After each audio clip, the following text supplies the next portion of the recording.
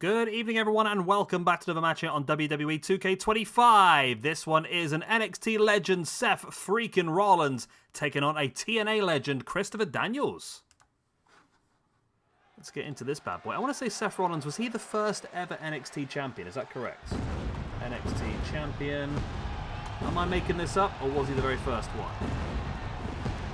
He was the very first NXT champion back in July 26th, 2012. Bloody hell.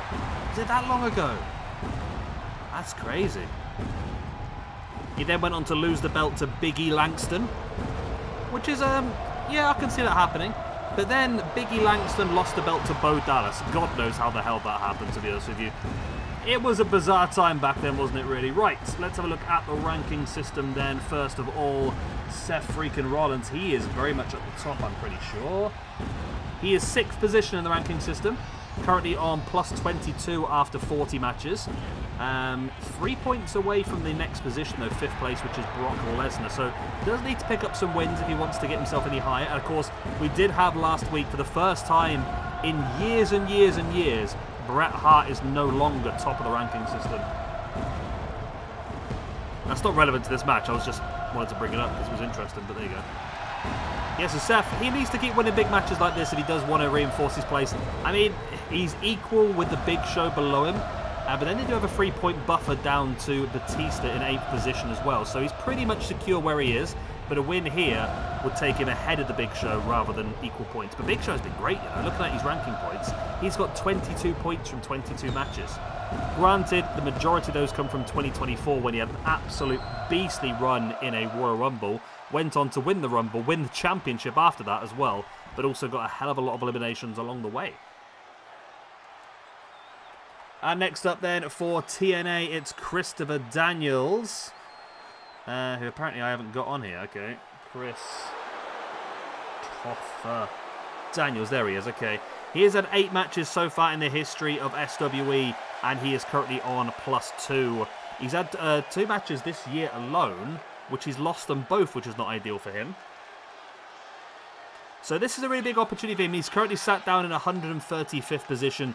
He does need to pick up some wins, but this one for me is going to be very, very difficult against one of the best that WWE, let alone NXT, has to offer in Seth Rollins. It's going to be a very tricky one.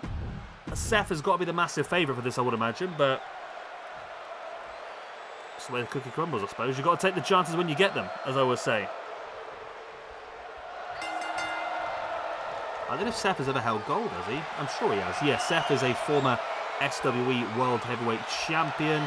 He was our 11th ever champion, defeating Jeff Cobb to end Cobb's 2nd ever title run. I think that's all Seth has done so far.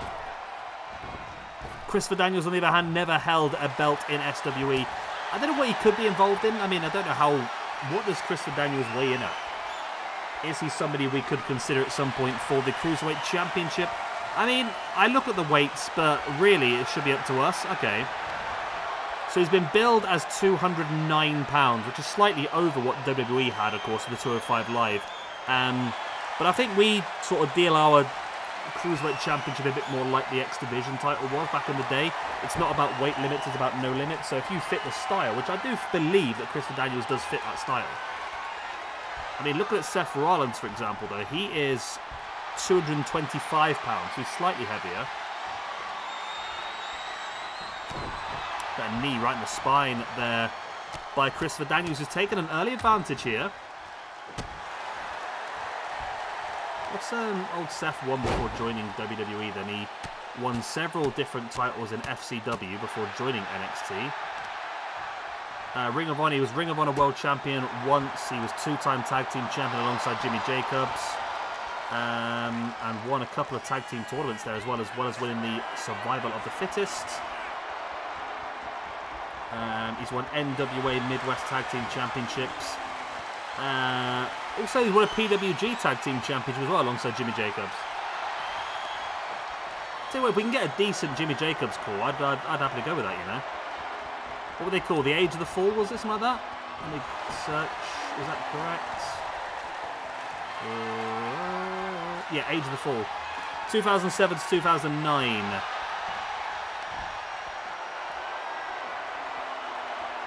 Nice. Yeah, like I said, I think Seth has got to be the heavy favourite to go on and win this one. And it's the sort of match you would expect him to win. Reinforces position up there at the top of the ranking system. We don't really have a lot of Seth booked up for the next... It depends what the themes are. Obviously, next week we've got the PWI 500, which I don't think Seth is involved in, is he? Is Seth in that? Oh, Seth is in that. He was number 8. Okay. So Seth Rollins has a first-round draw against Masha Slamovich, believe it or not. Not quite sure how Masha's going to get on with that one, but no, I'm not going to say it. I was going to say... let's not go down that road. Let's leave that one. Okay.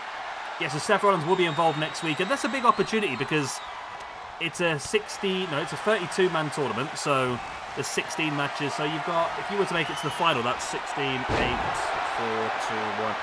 It's 5. That's not right, is it? It is right. It's 5 matches there. You have to win back-to-back to win the tournament. That gives you +5 in the ranking system. That's huge. I mean, if Seth was to get a +5 in the ranking system, that would put him only up in 3rd alongside Roman Reigns. Okay.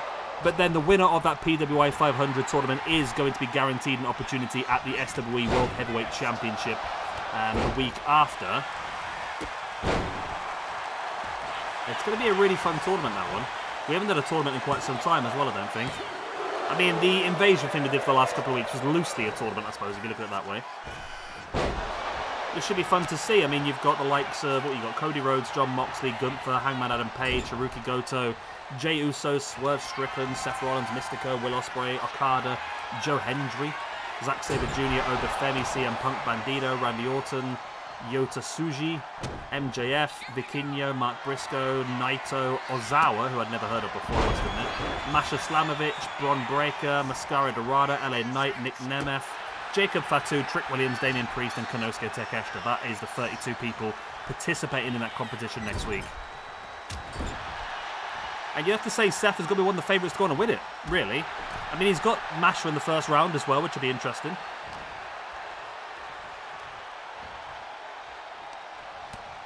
Seth now with a chop across the chest now, wrenching back at the knee of Christopher Daniels. That looked painful.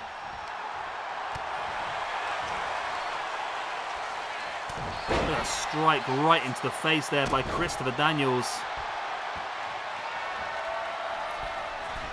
And Daniels now up on top. There's quite a distance here. He's waiting for Seth. It's probably a smart thing to do. I thought he was going to go for a dive then and realised just how far Seth was away. He waited for him to get back up and take a step closer before he went for the drop kick. It was very effective. Only got him a 2 count though.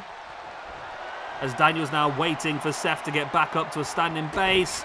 Is he looking for the Angel's Wings? He's hooked the arms up. He hits the Angel's Wings. This will be a huge win, by the way. If Christopher Daniels can get one over the top of Seth Rollins, it's only a 2.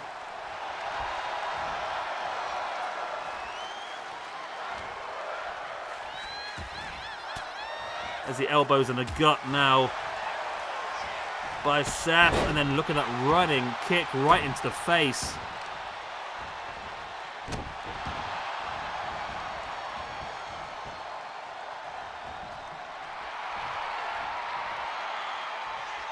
Seth now winning. Daniels back up to his feet, so spring off the rope. Looking for the clothesline. Daniels saw it coming, moved out the way. There's the boot in the gut, and now Seth looking to take Daniels into the pedigree. That should be game, set, and match. There's the pin. And no, it's still only a 2 count.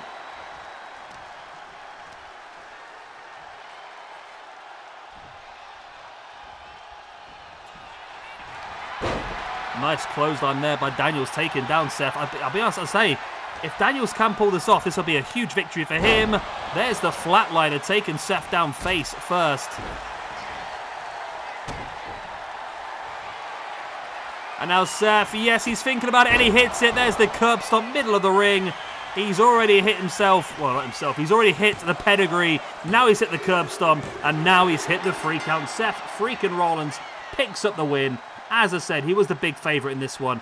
That does now move him up then to a +23 after 41 matches, which does now mean he has got that 1-point gap over the Big Show. The Big Show, that, like I said, 22 points from 22 matches. Pound for pound, that is the best record we have up there at the moment. Suzuki's not far away with 16 points from 18 matches. Juventud Guerrera with 15 points from 9 matches. Insane, really. But, of course, he's just been absolutely outstanding in everything that he's done.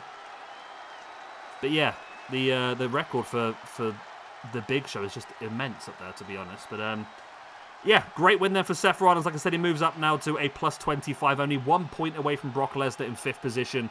And like I said, with that victory today then, if he does go on to win the tournament next week, he'd move up to a plus 28, which would put him up to 3rd in the rankings ahead of Roman Reigns.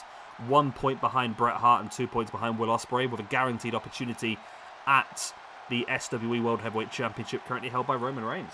But that's a big if, because like I said, it's a very difficult tournament. Some absolutely fantastic names involved in that next week. So make sure you check it out. Right, so I was keeping track of who was winning one of the matches between...